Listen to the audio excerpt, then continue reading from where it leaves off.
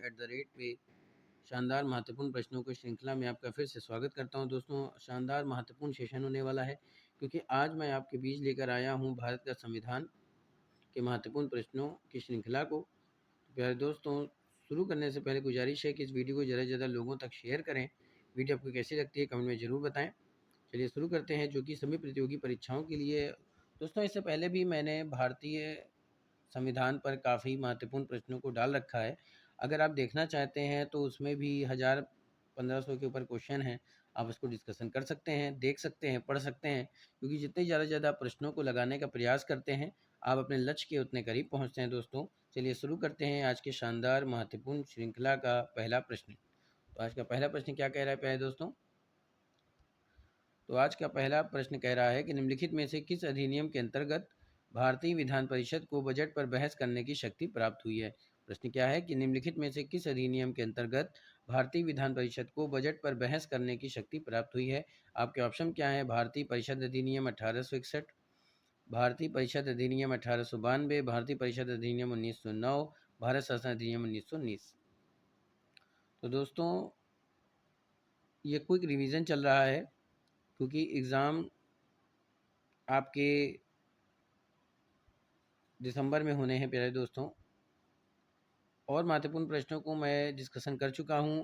अब रिवीजन का सीज़न चल रहा है दोस्तों। चलिए, तो निम्नलिखित में से किस अधिनियम के अंतर्गत भारतीय विधान परिषद को बजट पर बहस करने की शक्ति प्राप्त हुई है?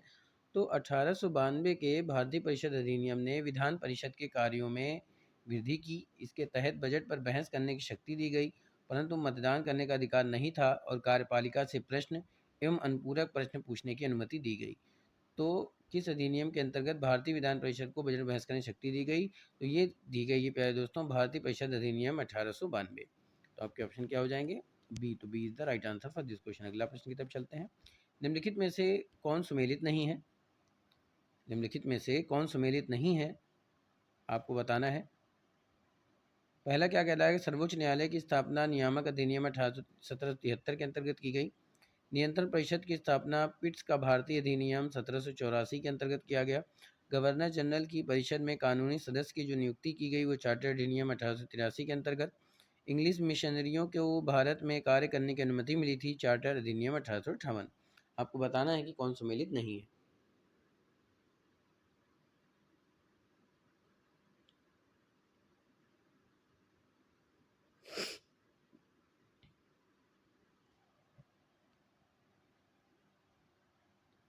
तो दोस्तों, जो सुमेलित नहीं है वो कौन सा है? इंग्लिश मशीनरियों को भारत में कार्य करने की अनुमति।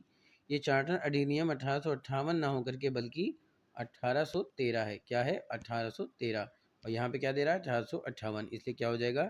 यही गलत हो जाएगा और इस क्वेश्चन का आंसर क्या हो जाएगा? डी। तो D is the right answer for this question. अगला प्रश्न, राष्ट्रपति का अध्यादेश निर्गत करने की शक्ति प्रेरित है? भारत सरकार अधिनियम 1919, भारत सरकार अधिनियम 1935, भारत सरकार अधिनियम 1909, भारत सरकार अधिनियम 1947।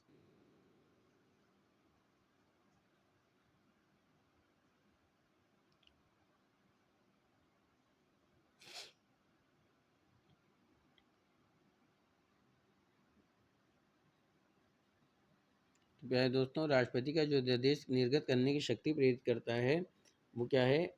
एक्ट 123 के अंतर्गत है और भारत सरकार अधिनियम 1935 धारा 42 से प्रेरित है। बात समझ में आ रही है? ये जो धारा है ये 42, इसमें जो धारा लगती है वो 42 लगती है। और ये किस अधिनियम के अंतर्गत है? तो भारत सरकार अधिनियम 1935 के अंतर्गत है। तो आपके ऑप्शन क्या हो जाएंगे प्यारे दोस्तों? बी। तो B is the right answer for this question. अगला प्रश्न, बेवेल योजना के अनुसार कार्यकारी परिषद में हिंदू और मुस्लिम सदस्यों की संख्या समान होती थी। कारण क्या कह रहा है? बेवेल का विचार था कि ऐसी व्यवस्था से भारत का बंटवारा बच जाता। आइए देखते हैं क्या कह रहा है कि कथन और कारण दोनों सही हैं। कथन और कारण का सही स्पष्टीकरण है। कथन और कारण दोनों सही हैं, किंतु कथन कारण का सही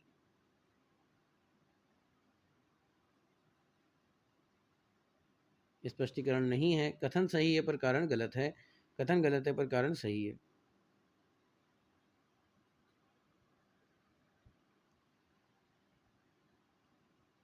तो प्यारे दोस्तों, बेबिल योजना के अनुसार कार्यकारी परिषद में हिंदू और मुस्लिम सदस्यों की संख्या समान होती थी।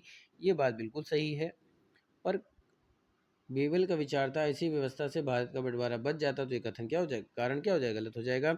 इसलिए कथन सही है और कारण गलत है। तो आपके ऑप्शन क्या हो जाएंगे, सी। तो C is the right answer for this question. अगला प्रश्न, निम्नलिखित में से कथन संविधान सभा के विषय में सही नहीं है। निम्नलिखित में से कौन सा कथन संविधान सभा के विषय में सही नहीं है। क्या ऑप्शन है, या वैश्य मताधिकार पर आधारित नहीं था, या प्रत्यक्ष निर्वाचन का परिणाम थी, वह बहुदलीय निकाय थी, उसने अनेक समितियों के माध्यम से कार्य किया। तो नीचे दिए गए कूटों से सही उत्तर का चयन करना है। पहला, दूसरा, दूसरा, तीसरा, पहला और चौथा, पहला, दूसरा, तीसरा और चौथा। तो प्यारे दोस्तों, इसमें से जो सही है वो क्या हो जाएगा कि वयस्क मताधिकार पर आधारित नहीं थी। अगला क्या है कि वह प्रत्यक्ष निर्वाचन का परिणाम थी। तो इसमें क्या हो जाएगा, एक और दो। एक और दो कहाँ पे, ए पे दिया हुआ है, तो A is the right answer for this question. अगला प्रश्न, भारत के संविधान का प्रारूप तैयार करने वाली संविधान सभा के सदस्यों को ब्रिटिश संसद द्वारा नामित किया गया, गवर्नर जनरल द्वारा नामित किया गया, विभिन्न प्रांतों की विधान परिषद सभाओं द्वारा चुना गया, भारतीय राष्ट्रीय कांग्रेस और मुस्लिम लीग द्वारा चुना गया।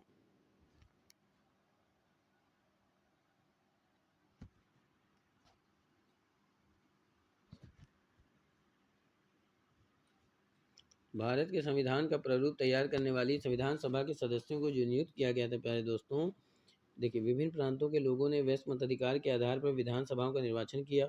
इन विधानसभाओं के सदस्यों द्वारा पुनः संविधान सभा के सदस्यों का निर्वाचन हुआ।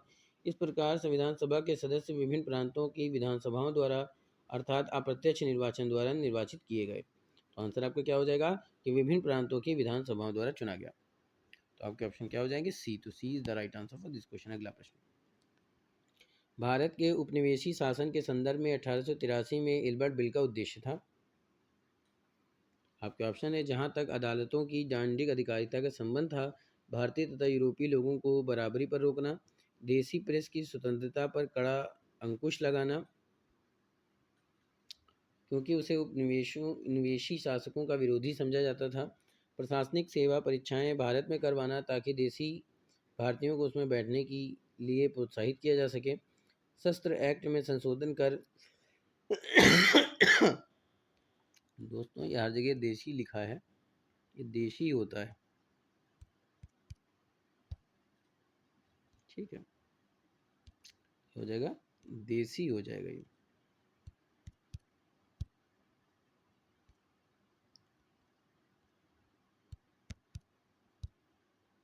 चलिए, तो आपके ऑप्शन क्या हो जाएंगे, कौन सा सही हो जाएगा पहले दोस्तों, आपका ये सही हो जाएगा, जहां तक अदालतों का डांडिक अधिकारी के संबंध था, भारतीय तथा यूरोपीय लोगों को बराबरी पर रोकना। तो आपके ऑप्शन क्या हो जाएंगे, ए। तो A is the right answer for this question. अगला प्रश्न, निम्नलिखित कथनों पर विचार कीजिए। भारत की संविधान सभा ने राष्ट्रीय ध्वज का प्रारूप 22 जुलाई 1947 को अपनाया। राष्ट्रीय ध्वज के बीच के चक्र में 21 तीलियां होती हैं। राष्ट्रीय ध्वज की चौड़ाई की लंबाई का अनुपात 3:4 होता है। उपरोक्त से आपको कथन बताना है कि कौन सा सही है। तो प्यारे दोस्तों, भारत की संविधान सभा ने राष्ट्रीय ध्वज का प्रारूप 22 जुलाई 1947 को अपनाया। यह कथन बिल्कुल सही है। कथन क्या हो जाएगा प्यारे दोस्तों, एकदम सही हो जाएगा, पहला सही है। राष्ट्रीय ध्वज के बीच चक्र में बच्चों और प्यारे दोस्तों 21 तीलियां नहीं 24 तीलियां होती हैं, इसलिए ये क्या हो जाएगा, गलत हो जाएगा। राष्ट्रीय ध्वज की चौड़ाई लंबाई का अनुपात 3:4 होता है, बिल्कुल सही है। लेकिन यहाँ पे ऑप्शन क्या दिया हो प्यारे दोस्तों, चौड़ाई और लंबाई का अनुपात पूछा है और दिया क्या है, 3:4, जबकि चौड़ाई और लंबाई का अनुपात प्यारे दोस्तों क्या होता है, ये होता है 2:3। तो इसलिए क्या हो जाएगा, तीसरा भी गलत हो जाएगा। तो केवल पहला सही है, कहाँ पे दिया और बी पे, तो B is the right answer for this question. अगला प्रश्न, भारतीय संविधान को संविधान सभा द्वारा अंगीकृत किया गया। 26 जनवरी 1950, 26 नवंबर 1949, 15 अगस्त 1949, 2 अक्टूबर 1949।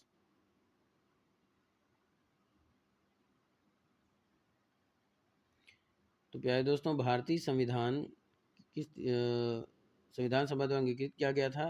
तो ये किया गया था 26 नवंबर 1949 को, जो कि ऑप्शन बी पे दिया हुआ है। तो आपका ऑप्शन क्या हो जाएगा? राइट हो जाएगा बी। तो B is the right answer for this question. अगला प्रश्न।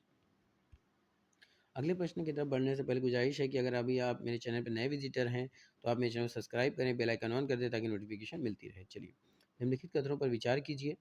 तृतीय गोलमेज सम्मेलन के विचार विमर्श की परिणति भारत सरकार अधिनियम 1935 के पारित होने के रूप में हुई।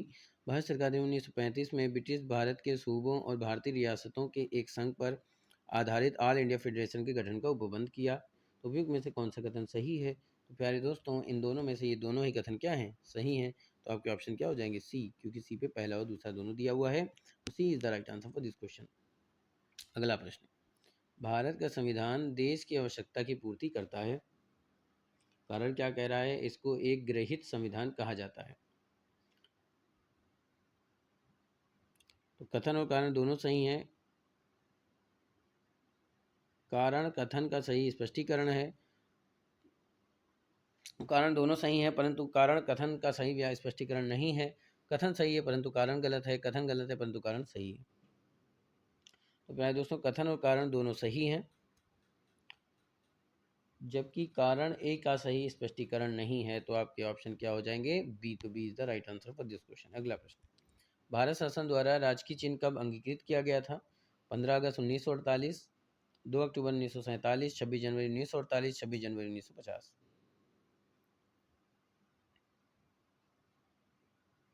तो प्यारे दोस्तों, भारत शासन द्वारा राजकीय चिन्ह को अंगीकृत किया गया था 26 जनवरी 1950 को। तो आपके ऑप्शन क्या हो जाएंगे? डी। तो D is the right answer for this question. अगला प्रश्न क्या कह रहा है?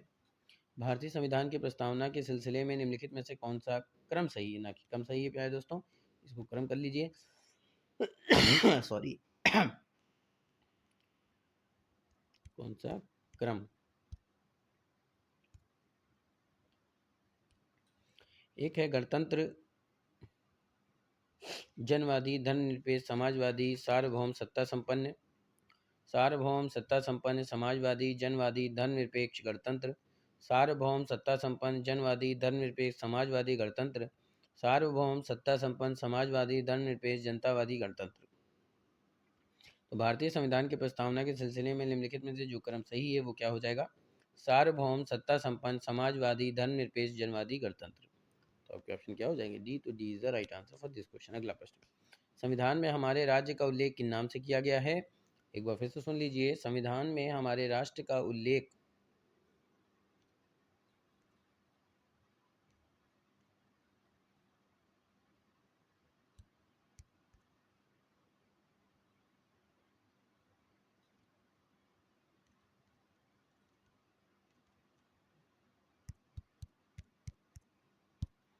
संविधान में हमारे राष्ट्र का उल्लेख किस नाम से किया गया है? भारत तथा इंडिया, केवल भारत, हिंदुस्तान तथा इंडिया, भारत, हिंदुस्तान तथा इंडिया। संविधान में हमारे राष्ट्र का उल्लेख जिस नाम से किया गया प्यारे दोस्तों वो है भारत और इंडिया। तो आपके ऑप्शन क्या हो जाएंगे? ए। तो A is the right answer for this question. अगला प्रश्न। संविधान की उद्देशिका के संबंध में निम्नलिखित कथनों पर विचार कीजिए और दिए गए कूट की सहायता से बताइए कि इनमें से कौन सा सही है। आइए देखते हैं। पंडित नेहरू द्वारा प्रस्तुत ऑब्जेक्टिव प्रस्ताव अंतोगत्वा उद्देशिका बना। सही है। अगला कथन कह रहा है इसकी प्रकृति न्याय योग्य नहीं है। ये भी सही है। इसका संशोधन नहीं किया जा सकता दोस्तों, इसका संशोधन नहीं किया जा सकता है।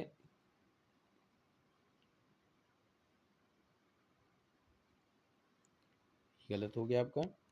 संविधान के विशिष्ट प्रावधानों को रद्द नहीं कर सकता। ये बिल्कुल सही है। तो पहला, दूसरा और चौथा कहाँ पे दिया हुआ? बी पे दिया हुआ है प्यारे दोस्तों। तो B is the right answer for this question. ठीक है। पंडित नेहरू द्वारा 17 दिसंबर 1946 को प्रस्तुत तथा संविधान सभा द्वारा 22 जनवरी 1947 स्वीकृत ऑब्जेक्टिव प्रस्ताव ही अंतगोतवा भारतीय संविधान की उद्देशिका बना। इसकी प्रकृति न्याय योग्य नहीं है, यद्यपि संविधान के विशिष्ट प्रावधानों का यह रद्द नहीं कर सकती। चलिए आगे चलते हैं। निम्नलिखित शब्दों में से कौन सा शब्द सन 1975 भारतीय संविधान की प्रस्तावना में सम्मिलित नहीं था? बंधुत्व, संप्रभु, समानता, अखंडता। तो भारतीय संविधान की प्रस्तावना में समाजवादी, धर्मनिरपेक्ष और अखंडता शब्द 42वें संविधान संशोधन 1976 के द्वारा जोड़ा गया। तो इसमें कौन सा शब्द सम्मिलित नहीं था? तो वो था अखंडता। तो आपके ऑप्शन क्या हो जाएगा? डी। तो D is the right answer for this question. अगला प्रश्न, भारत के संविधान के आमुख का लक्ष्य उसके सभी नागरिकों के लिए सुनिश्चित करना है सामाजिक तथा आर्थिक न्याय, विचार तथा अभिव्यक्ति की स्वतंत्रता, अवसर की समानता, व्यक्ति की प्रतिष्ठा। तो प्यारे दोस्तों, ये चारों ही क्या है? कथन सही है।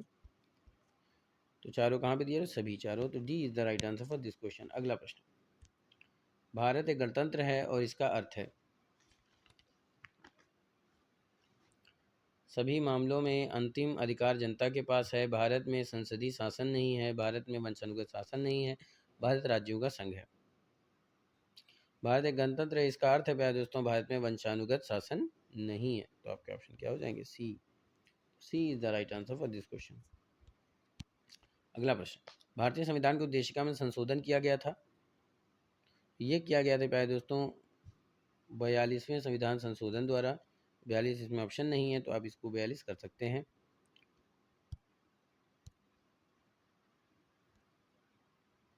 क्या हो जाएगा? 42वें संविधान संशोधन के द्वारा। तो आपके ऑप्शन क्या हो जाएंगे? डी। तो D is the right answer for this question. अगला प्रश्न, भारत के संदर्भ में निम्न में से कौन धर्मनिरपेक्ष शब्द का सही भाव व्यक्त करता है? भारत में अनेक धर्म हैं, भारतीयों को धार्मिक स्वतंत्रता प्राप्त है, धर्म अनुपालन व्यक्ति की इच्छा पर निर्भर है, भारत में राज्यों का कोई धर्म नहीं है।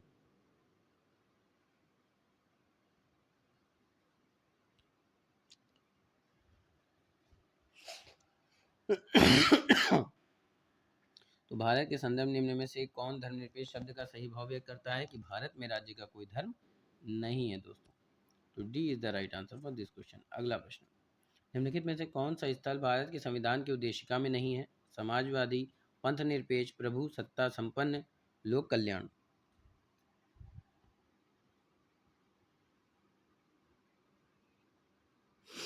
तो प्यारे दोस्तों, भारत के संविधान की उद्देशिका में जिस शब्द का उल्लेख नहीं है वो है लोक कल्याण। तो आपका ऑप्शन क्या हो जाएगा? डी। तो D is the right answer for this question. अगला प्रश्न, भारतीय संविधान की प्रस्तावना में जिन आदर्शों एवं उद्देश्यों की रूपरेखा दी गई है उनकी व्याख्या की गई है मूल अधिकारों के अध्याय में, राज्य की नीति निर्देशक सिद्धांतों के अध्याय में, मूल अधिकार और राज्यों की नीति निर्देशक सिद्धांतों एवं मौलिक कर्तव्यों के अध्याय में, संविधान के पाठ में कहीं नहीं।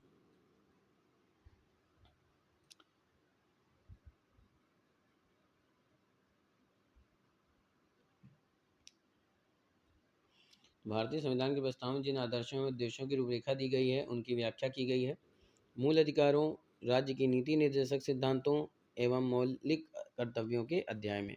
तो आपके ऑप्शन क्या हो जाएंगे? सी। तो C is the right answer for this question. अगला प्रश्न, संविधान में दिया गया आमुख न्यायालय में लागू नहीं होता है, महत्वपूर्ण है उसकी उपयोगिता है, शासन करने के उद्देश्यों को उल्लेखित करता है, संविधान के कानूनी अर्थ निर्णय में सहायता करता है।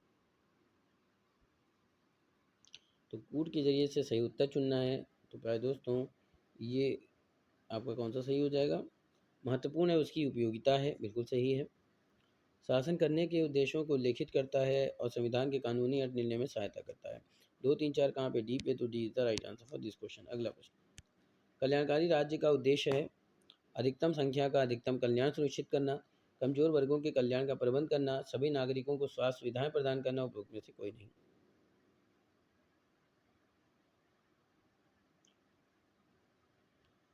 तो कल्याणकारी राज्य का अधिकतम कल्याण सुनिश्चित करना है। कल्याणकारी राज्य का उद्देश्य क्या है दोस्तों? अधिकतम संख्या का अधिकतम कल्याण सुनिश्चित करना। तो ऑप्शन क्या हो जाएगा? ए। तो A is the right answer for this question. अगला प्रश्न और लास्ट का आज का प्रश्न, भारतीय संविधान का भाग 9 आपको सम्मिलित करना है। भारतीय संविधान का भाग 9 संघ क्षेत्र, भारतीय संविधान का भाग 8 नगरपालिका, भारतीय संविधान का भाग 6A पंचायत, भारतीय संविधान भाग 9 है मूल कर्तव्य। ये देखते हैं। तो प्यारे दोस्तों, भारतीय संविधान का भाग 9 का संबंध किससे है? पहले तो आप ये जान लीजिए। तो ये पंचायत से संबंधित है। किससे संबंधित है दोस्तों? तो ये पंचायत से संबंधित है। भारतीय संविधान का भाग 8 किससे संबंधित है? ये संबंधित है संघ क्षेत्र से। भारतीय संविधान का भाग 6A का संबंध किससे है? तो इसका संबंध मूल कर्तव्य से है। ओह प्यारे दोस्तों, एक गड़बड़ हो गई यहाँ पे 4A होना चाहिए दोस्तों। चलिए, तो भारतीय संविधान का भाग 9 का संबंध पंचायत से, भाग 8 का संबंध संघ क्षेत्र से, भारतीय संविधान का भाग 4A से मूल कर्तव्य और 9A का संबंध नगर पालिका। तो आपका ऑप्शन क्या होने चाहिए? 3142, 3142 ए पे दिया हुआ, तो A is the right answer for this question. तो दोस्तों ये था आज का शानदार महत्वपूर्ण प्रश्नों की श्रृंखला। उम्मीद करता हूँ कि आपको पसंद आया होगा। तो फटाफट से वीडियो को ज़्यादा से ज़्यादा लोगों तक शेयर करें, ज़्यादा से ज़्यादा लोगों को जोड़ने का प्रयास करें। वीडियो को शुरुआत से अंत तक जरूर देखें बिना स्किप किए हुए। बहुत ही महत्वपूर्ण श्रृंखला है दोस्तों। The success point at the rate आपको ऐसे महत्वपूर्ण प्रश्नों की श्रृंखला प्रोवाइड कराता है जिसको पढ़कर आप अपने लक्ष्यों के करीब पहुंच सकते हैं। तो फटाफट से इस चैनल से जुड़ जाइए, वीडियो को लाइक कीजिए, सब्सक्राइब कीजिए। मंजिलों से चलकर बेहतर मंजिलें तलाश कर, मिल जाए दरिया तो समंदर तलाश कर, यूँ तो टूट जाते हैं पत्थर के चोट से शीशे, पत्थर ही टूट जाए ऐसा शीशा तलाश कर। तो दोस्तों अपनी मेहनत में ऐसी लगन लाइए कि आपको लक्ष्य जल्दी हासिल हो जाए। मेरी ईश्वर से प्रार्थना है कि आप सबका सिलेक्शन हो। फिर मिलेंगे नए प्रश्नों के साथ। तब तक के लिए जय Hind, wish you all the best.